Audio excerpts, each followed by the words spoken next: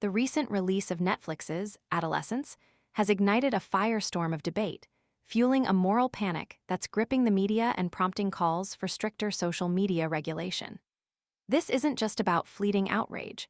Four of the UK's most senior police officers have issued a stark warning, urging the Times Crime and Justice Commission to implement tighter controls on social media platforms.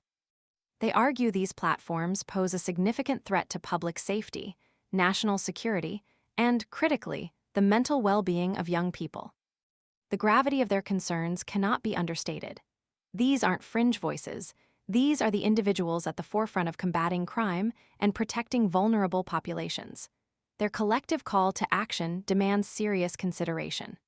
Sarah Crew, the Chief Constable of Avon and Somerset and the National Police Chiefs, Council lead on rape and serious sexual offenses, paints a chilling picture. She directly links social media platforms to the increased risk of child exploitation and abuse, stating unequivocally that these platforms provide a really direct channel for perpetrators seeking to inflict harm on vulnerable young people. Her words echo the anxieties of countless parents, teachers, and concerned citizens who witness the often unchecked spread of harmful content online. The argument isn't simply about regulating online interactions. It's about protecting the most vulnerable members of society. The ease with which predators can connect with children, the anonymity afforded by certain platforms, and the potential for grooming and manipulation are concerns that cannot be ignored. The potential for the spread of extremist ideologies, the normalization of violence, and the insidious impact of cyberbullying are equally pressing issues that demand immediate and decisive action. This isn't about stifling free speech. It's about responsible regulation and safeguarding vulnerable populations from the potential harms of unchecked online activity. The current landscape, characterized by insufficient oversight and a lack of robust accountability mechanisms, creates a breeding ground for exploitation and abuse. However, the situation is far more nuanced than simply labeling social media as the root of all evil. A recent United Nations study offers a more balanced perspective, questioning the simplistic narrative that equates social media directly to increased violence. The UN report highlights the lack of conclusive evidence establishing a direct causal link between social media usage and violent behavior.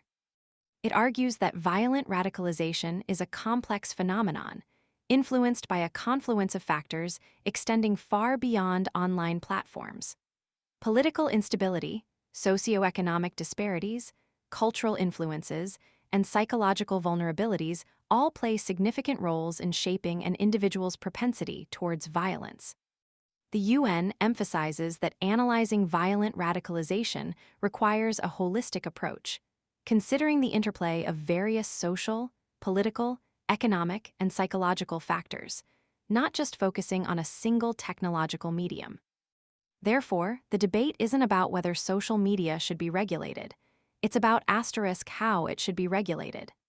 A blanket ban is unrealistic and ultimately unproductive.